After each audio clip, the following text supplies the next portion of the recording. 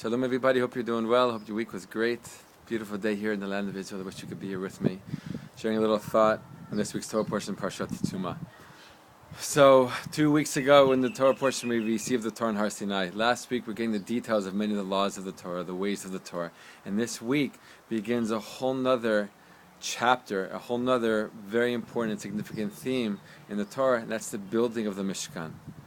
Right? This week's Torah portion is called Trumah because at the very beginning of the Torah portion it says, right, that Moshe is talking to the Bnei Yisrael, telling them, being told by God to tell the Bnei Yisrael, the nation of Israel, the children of Israel, V'yikhuli Trumah, should take from me Trumah. You should start collecting donations from the people, so of materials that will be used in the Mishkan. Okay, and right after that it says, Me'et kol ish asher yidvenu libo tikhu et trumati. From every single person whose heart wants to give, right? Take from me my truma. Take from me my donations. So again, bigadol in the big picture in this week's Torah portion, we have the getting ready, the collecting of the supplies, the listing of all the different things that are going to be needed in the Mishkan, going into detail with the menorah and the table and all kinds of other things, the altar, the use of wood, gold, and all kinds of other resources. And these resources are going to come from the nation. From the nation is going to come the materials that are going to go into the construction of the Mishkan. I want to focus on this language of Yidvenu Libo, right? When it says again, Moshe is told by God to tell the nation, tell the people of Israel, take from me Truma, start collecting the materials, right, from every single person whose heart basically moves them, whose heart has a desire, right, to give. The Baal Shem Tov says a very beautiful teaching on this that I want to share with you. The Baal Shem Tov says like this, because it's interesting, right? The Mishkan is totally physical. On one level, it doesn't make sense that the nation of Israel is going to have a Mishkan because we're the first monotheistic religion in the entire world. We're all about that God doesn't have form, God doesn't have physicality, doesn't have structure. And all of a sudden we're being told to make this temple, this sanctuary that's completely physical, that's completely beautiful, using all these incredible materials and resources from the earthly realm. How do we make sense of it? Right, so the Baal Shem Tov speaks on this verse, and he says that this is teaching us something very important.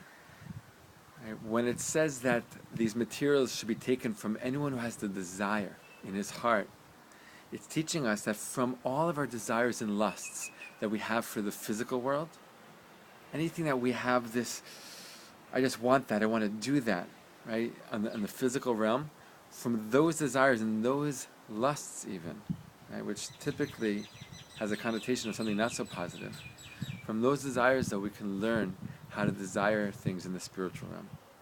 Right? We can use those same desires, those same traits even, and those same midot for something much higher, much more elevated.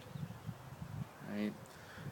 And basically the Baal Shem Tov goes on to share a teaching from Reb Tzadi Agon, right, from over almost 1,300 years ago approximately, right, from Bavel, says that in the name of Tzadi Agon, Reb Tzadi Agon, says that it's fitting for a person to desire, not necessarily go after or actually use or do, but at least desire all physical things. It's fitting for a person to at least desire all physical things. Why? Because from that desire, they could learn how to desire spiritual things. Whether it be learning Torah, doing mitzvot, serving God, however you understand that. Right? But this idea that from the physical realm, the realm that we're from, we're made from the dust of the earth. Right? We're from this world. We know this world. We're used to this world. This is the world that we live in. But we have a much higher purpose, as we say many times in many weeks. Right? And from these physical desires, we can learn, right, how to elevate ourselves, how to achieve something on a much higher level and for a much higher purpose.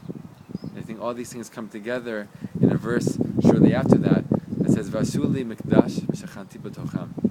Right? The general command that the Jewish people are being given in this week's Torah portion is to make for me a mikdash, make for me a sanctuary, make for me a holy place. Out of what? Out of physicality. Out of physicality, you're going to make holiness. Through the use of physicality with the right intention, for the right purposes.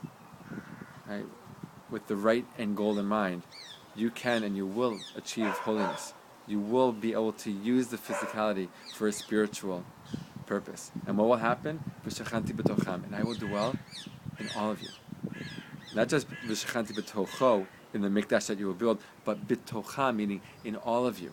As a result of taking these physical pieces of this earthly world for the right intention, with a purpose that's much higher, much more elevated, you're going to achieve a very lofty goal, right? And that's going to be to live in a world, to live in a reality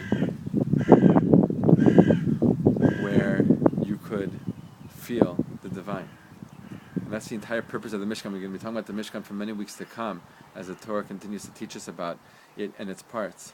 But just to end with this one last thought, that the whole Mishkan, the whole idea of it, on some level, we read verse after verse, Parsha after Parsha, all these beautifully expensive, incredible resources that are used in it to show us exactly this idea. The Mishkan was a physical and beautiful place.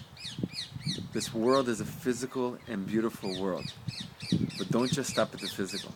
Know that within the physical and beyond the physical, and through the use of the physical in the right way, we can bring incredible holiness and incredible spiritual consciousness and awareness into our lives and into the entire world. B'ezrat Hashem, we should fulfill that in our own days, in our own generation, and really bring and increase the light into this world of ours.